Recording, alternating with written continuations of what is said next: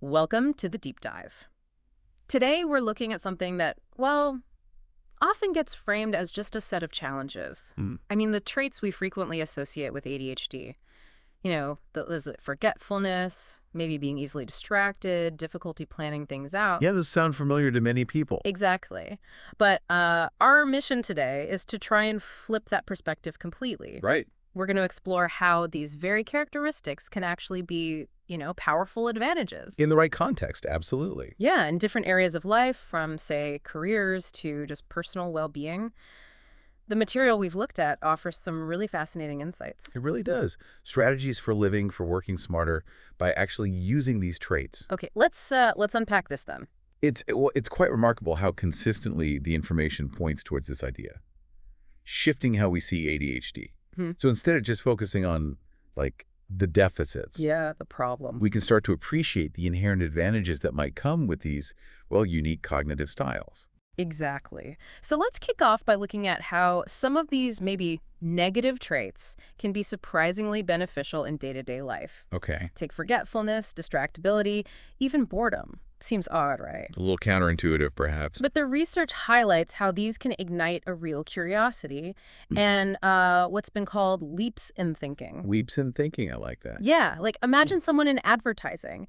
If their attention is easily pulled towards new ideas, they're not just stuck on the same old approaches. That's kind of perfect for developing really original campaigns. There was an example, actually, of a planner who came up with this guerrilla marketing flash mob idea. Oh, wow. Yeah, and it apparently doubled their social media engagement, just totally out of the blue thinking. And connecting that maybe to the bigger picture, that natural inclination to explore, to find new avenues, that's often crucial for entrepreneurs, isn't it? Oh, definitely. I mean, building a business from scratch, it demands that intense curiosity, that drive to tackle fresh challenges. Yeah, the source material mentioned a sustainable energy business example Right, I remember that one. where that kind of visionary thinking and the knack for getting others excited and on board probably stemmed from that exact desire for something new. Yeah, that makes sense. And it's not just in those, typically creative fields or Yeah. high-stakes startups. Right. Even things like forgetfulness and physical restlessness can be a plus in more active jobs. Like personal trainers or coaches. Exactly. Constantly moving, guiding people. That restlessness becomes, an asset. And the boredom thing in sports. Well, yeah, it could actually spark innovation in training methods. Yeah. Keeping things fresh, maybe giving a unique edge because you're not doing the same drills endlessly. That's interesting. Okay, so what about the flip side? That intense focus some people with ADHD experience, hyperfocus? Ah, yes. Hyperfocus. The material we looked at really emphasizes this as a significant advantage, especially in fields needing deep concentration. The coding or engineering. Precisely.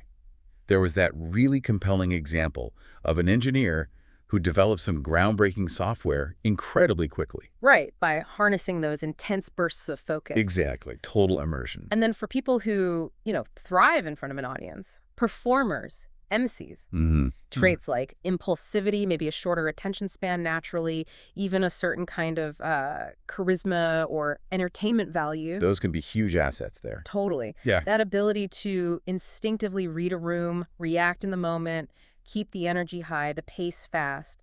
Those are real strengths in live settings. But it's important to note, right, it's not just about having these traits in isolation. No, good point. The research makes it really clear that certain environments and conditions are needed for these traits to truly shine as strengths. Like flexibility. Flexibility is And so on. paramount, Yeah. especially in the workplace.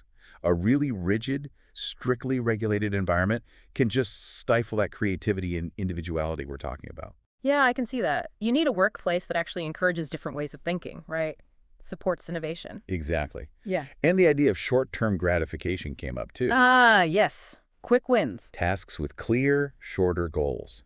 They provide those boosts of confidence, keep motivation up, which is, different from feeling swamped by massive long-term projects. Right. Makes sense. And a supportive team. That's crucial too. How so? Well, if colleagues or even the right tools can help compensate for areas where someone might struggle, Okay. it frees them up to really focus on and leverage their strengths. Got it. And maybe the most fundamental thing. Alignment with interests, passion. Yes, when the work actually interests you, that passion can fight off the boredom, right? Sustain focus and improve performance. Absolutely. That intrinsic motivation is powerful. Okay, so let's talk about that inherent need for stimulation. It seems central. It really does. But the sources suggest the adaptability that comes with it. That's a real strength in dynamic roles. Like what? Event planning, marketing projects. Yeah, or even entertainment production. Fields where things are constantly changing, where you need fresh ideas all the time. And I suppose that project-based way of working fits well. Perfectly. It aligns with those shorter bursts of intense focus we mentioned. You dive deep into one thing, then move on to the next stimulating challenge. Okay. Now, hyperactivity and impulsivity, often seen purely as difficulties. Traditionally, yes. But the material suggests they can be surprisingly well suited for certain roles. Roles needing movement, quick decisions. Like tour guides, maybe? Or the travel industry. Yeah, or even high-pressure jobs like firefighting, EMS. Ah, right.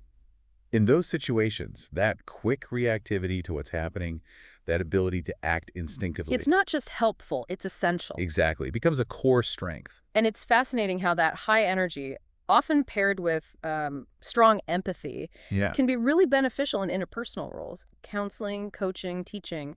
That makes sense. Especially if the person has personal experience with ADHD themselves. Right. It might actually make it easier to connect, to understand others, build trust. That lived experience, it can be a powerful asset. Right. We saw mentions of people becoming advocates, mentors, offering really valuable support based on their own journeys, helping others in really meaningful ways. Which I guess leads us to a really crucial point, self-acceptance. Oh, absolutely critical. The sources were quite clear on this. Trying to reject your ADHD traits feels like, well, rejecting yourself. And that leads to enormous emotional strain, doesn't it? Yeah. Yeah.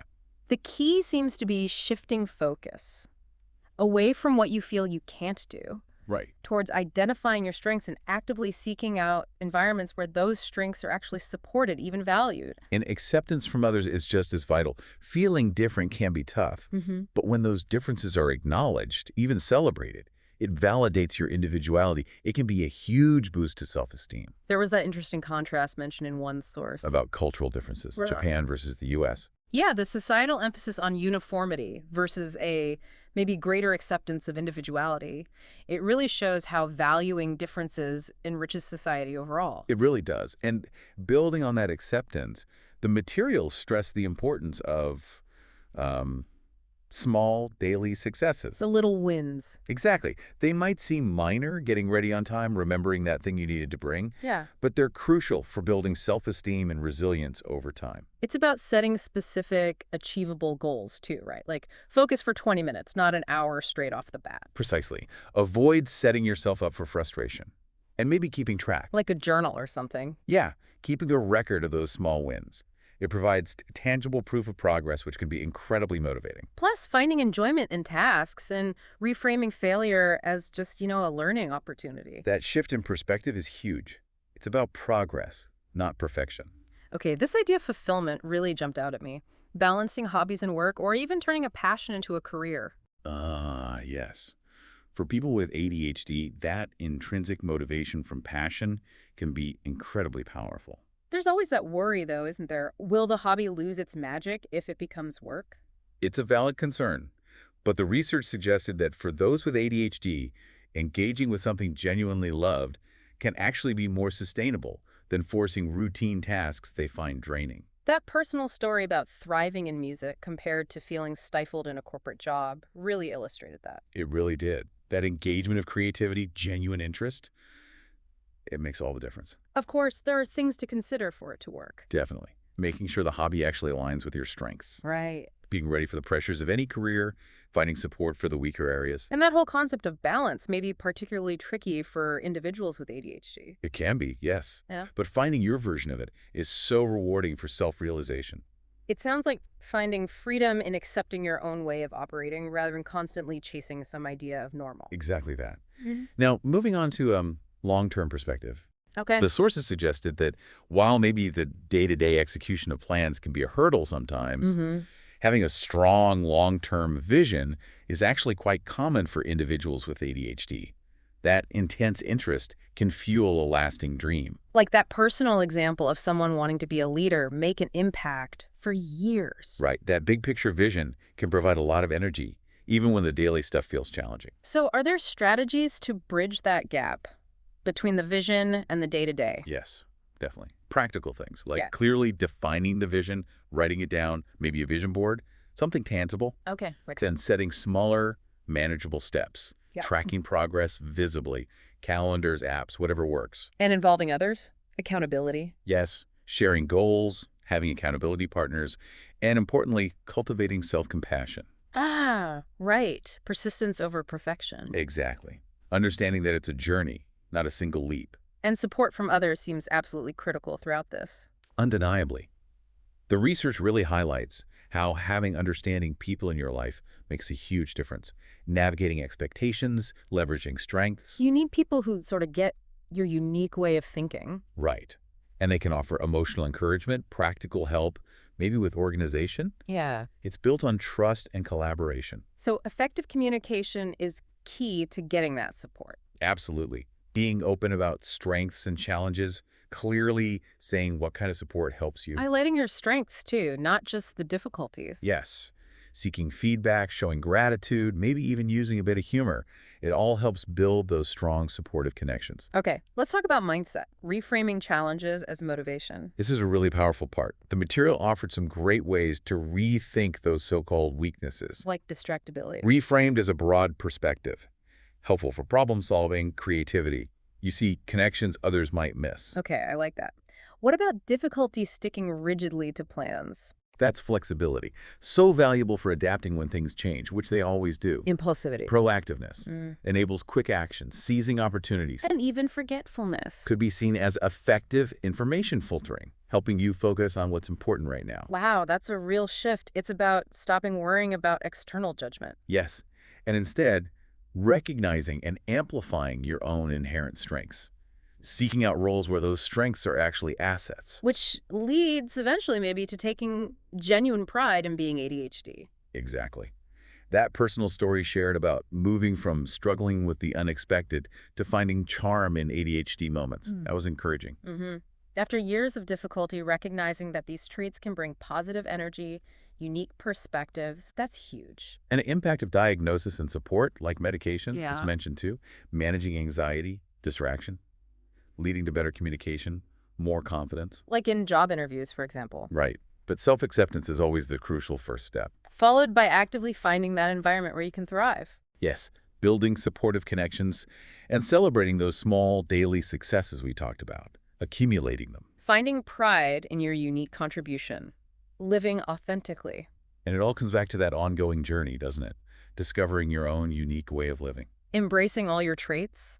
Consciously choosing supportive environments. Focusing on strengths like creativity, adaptability, understanding your triggers, what causes stress. And benefiting from flexibility, self-paced work when possible. And having those indispensable supportive partners or teammates who complement your challenges. Right. Channeling distractibility into stimulating projects you're passionate about. And accumulating those small wins day by day. The sources even touched on technology. Oh yeah, like AI tools. Exactly. Like ChatGPT is a tool for writing, organizing thoughts, bridging limitations, boosting confidence. Enabling bigger goals like writing a book that might have seemed impossible before. It really shows how technology can empower individuals, foster self-esteem, make things achievable. So bringing this all together, our deep dive today, it really shows that ADHD is, well, it's far more than just challenges. It's a unique mix of traits. Yeah. And with the right perspective, the right environment. They can absolutely be leveraged as significant strengths. So, as you're listening, we really encourage you to reflect. How might these reframed perspectives resonate with your own experiences? Or maybe with people you know? Yeah. And here's maybe a final thought for you to consider. What truly unique contributions, what amazing innovations and fresh perspectives become possible in our world when we shift? When we stop focusing only on deficits and instead start actively celebrating and harnessing the inherent strengths that come with all the different ways people think and experience the world.